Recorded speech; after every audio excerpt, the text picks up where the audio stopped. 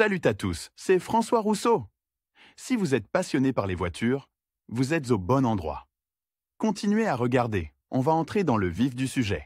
Sur une même voiture, il est possible d'installer des disques et des pneus de diamètres différents. Une même jante permet parfois d'utiliser des pneus avec une différence de 2 à 3 tailles. Il existe donc de nombreuses combinaisons de jantes et de pneus pour les voitures. Dans ce cas, les partisans d'une conduite mesurée et économique, tout comme ceux qui appuient sur l'accélérateur au plancher, se disputent légitimement sur la question de savoir quelle taille de roue est préférable. D'une manière générale, la question de l'influence des roues sur la vitesse et la consommation de carburant se pose avec acuité. C'est pourquoi nous allons essayer de la comprendre en détail. Pourquoi les voitures sont-elles équipées de petites roues dès l'usine? Oui, il existe des voitures, en particulier des crossovers et des SUV, qui sont initialement équipés de roues de dimension assez importantes. Mais même eux peuvent être équipés de pneus plutôt modestes sans supplément de prix. Jusqu'à présent, la mode est du côté de ceux qui aiment les grandes et belles roues. Mais seuls les constructeurs automobiles eux-mêmes ne sont pas pressés d'abandonner les petits pneus. C'est pourquoi les grandes lignes des voitures sont généralement combinées avec des roues de 12A. Il y a plusieurs raisons objectives à cela. Premièrement, les petites roues sont moins chères. Par conséquent, le coût de production de la voiture est réduit. Le prix de vente dans les salles d'exposition diminue. C'est une sorte d'avantage pour les acheteurs. Mais cette économie perd tout son sens si l'acheteur décide de toute façon d'acheter un nouveau jeu de disques et de gomme, avec des paramètres plus élevés. Deuxièmement, une telle décision s'adresse aux voitures de faible cylindrée et de faible puissance. Lorsque la voiture a un moteur sous le capot de 1 à 1,4 litres, et même sans turbine, il est difficile de faire tourner de grandes roues. Mais avec des roues et des pneus de 12A, tout devient beaucoup plus facile. Ces roues sont légères et fiables. En même temps, il ne faut pas oublier que le comportement de la voiture dépend largement de la taille des roues, ainsi que des paramètres de la gomme utilisée. Les autodisques de petit diamètre avec un caoutchouc à profil offrent les avantages suivants: moins de contraintes sur la structure de la suspension, plus de confort sur les chaussées accidentées, meilleur démarrage à l'arrêt. En même temps, le conducteur perdra un peu en vivacité de la direction, ainsi qu'en vitesse maximale de la voiture. L'influence de la taille des roues sur la vitesse. À titre de comparaison, nous avons utilisé des voitures dont la largeur des roues était de 185/60/140. Les mêmes voitures ont été équipées de roues plus grandes, à savoir 195/60/14. Des mesures de la vitesse réelle et des indicateurs du compteur de vitesse ont été effectués. Lorsque l'on roule à une vitesse de 40 km/h sur le compteur de vitesse, la vitesse réelle est de 40,8 km/h sur des roues non natives. À 60 km/h, la différence est de 1,2 km/h. À 100 km/h, la vitesse réelle est de 102,1 km/h. En fait, il y a une différence, mais elle est négligeable. En d'autres termes, la largeur du profil influe sur la vitesse, bien que l'augmentation ne dépasse pas 2% dans ce cas. Lire aussi, comment déterminer le bon clivage des disques de roue? En ce qui concerne la modification du diamètre de la roue, la situation est un peu différente. Là encore, nous avons comparé des voitures ayant un diamètre de disque de 14 et 15 pouces avec les mêmes paramètres 185/60. Dans ce cas, les changements sont plus perceptibles, à savoir, à 40 km/h au compteur, la vitesse réelle était de 41,7 km/h sur la voiture ayant le plus grand diamètre de disque. À 60 km, la différence est de 2,6 km/h.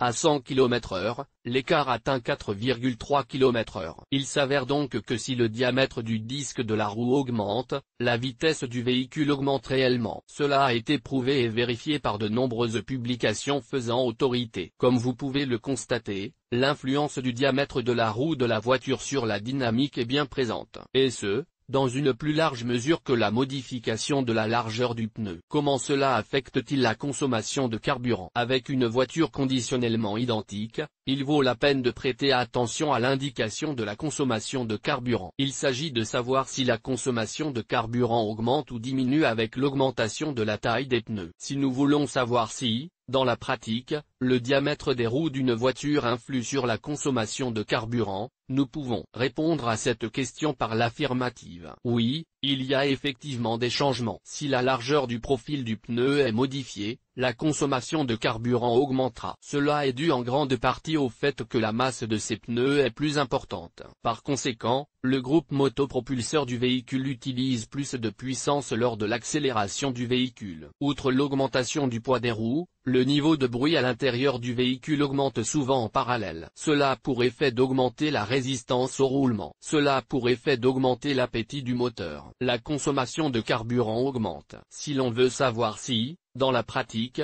la consommation de carburant dépend du diamètre de la roue utilisée, on peut répondre sans équivoque. Oui, le moteur a besoin de plus de ressources. Par conséquent, la consommation de carburant sera également plus élevée. Qu'est-ce qui influe le plus sur la vitesse et la consommation? La question de l'influence du diamètre des roues et de la largeur du profil sur la consommation de carburant a donné lieu à de vives discussions entre experts et automobilistes ordinaires. La moitié d'entre eux pensent que c'est le diamètre des roues qui a le plus d'influence. D'autres sont convaincus que la largeur du profil joue un rôle important. Essayons de faire la part des choses. Si vous placez des roues de plus grand diamètre sur la voiture, le moteur devra faire plus d'efforts pour démarrer. Il faut plus de carburant pour faire démarrer la voiture. Et la vitesse augmente de façon insignifiante. En général, l'augmentation est de l'ordre de 4 à 5%. Il n'est donc pas surprenant qu'il soit difficile de déterminer les chiffres exacts de la consommation. Outre le diamètre des roues, ce paramètre dépend d'un certain nombre de facteurs supplémentaires. Les partisans de cette version estiment que l'augmentation de la consommation de carburant est largement déterminée par la dynamique de conduite. Si la vitesse est faible, la différence de consommation sera insignifiante, presque imperceptible. Au moment de l'accélération, l'appétit du moteur augmente de manière significative. Lire aussi, caractéristiques du calcul de la consommation de carburant de la voiture. Passons maintenant à la deuxième option. Il s'agit de la largeur du pneu. Comme le montre la comparaison faite au début de ce document, la largeur du pneu n'a qu'une influence insignifiante sur la vitesse. Elle augmente littéralement de 2%, ce qui est un changement significatif que l'on ne peut en aucun cas qualifier. Mais le diamètre du disque est en mesure d'augmenter cette différence de 4 à 5%. En fait, l'impact sur la vitesse est 2 fois plus important. Parallèlement, la hauteur du profil a l'effet inverse. Elle peut même jouer un mauvais tour à l'automobiliste. En augmentant la hauteur du profil, il n'y a pas d'économie. De plus, la consommation peut même augmenter. Ce qu'il ne faut pas oublier, en ce qui concerne l'effet des pneus et des jantes sur la consommation de carburant et la vitesse, tout est à peu près clair. En changeant les pneus pour des roues plus grandes, vous pouvez obtenir une légère augmentation de la vitesse. Mais dans le même temps, l'appétit du moteur augmentera certainement. Du moins, au moment du démarrage et de l'accélération de la voiture, car les ressources nécessaires à l'accélération de la voiture sur des roues plus grandes que celles fournies par le constructeur devront être dépensées davantage. Il s'avère que dans des conditions de fonctionnement normales, lorsque le conducteur conduit en ville ou sur autoroute, il n'est pas utile d'essayer d'influer de manière significative sur la consommation de carburant en modifiant le diamètre des disques ou la taille des pneus. Il en va autrement s'il s'agit d'une voiture de course, pour laquelle une vitesse maximale, une bonne traction et une meilleure tenue de route sont nécessaires. Dans ce cas, le principe plus et mieux s'applique. Mais il y a un point que tous les propriétaires de véhicules civils doivent garder à l'esprit et prendre en compte. Chaque constructeur automobile adapte le fonctionnement des moteurs et autres systèmes à certaines tailles de roues. Si vous remplacez les roues par des roues qui ne correspondent pas aux paramètres d'usine, cela entraînera l'apparition de fausses informations sur le compteur de vitesse, des changements dans la contrôlabilité, la stabilisation. L'électronique commencera également à dysfonctionner. Même le mélange programmé de carburant et d'air ne fonctionnera pas comme il le devrait. Si vous abordez la question avec discernement, sachez qu'en changeant les roues, vous devez modifier l'unité de contrôle électronique.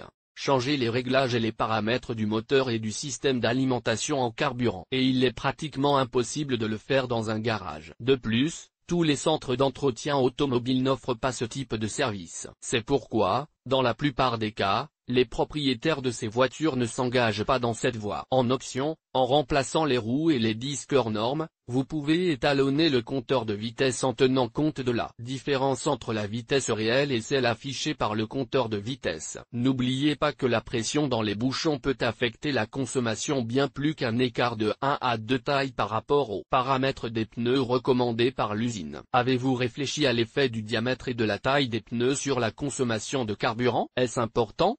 Avez-vous remarqué des changements importants en changeant de pneus? Est-il nécessaire de prêter attention à cette question ou d'autres paramètres ont-ils une influence beaucoup plus importante?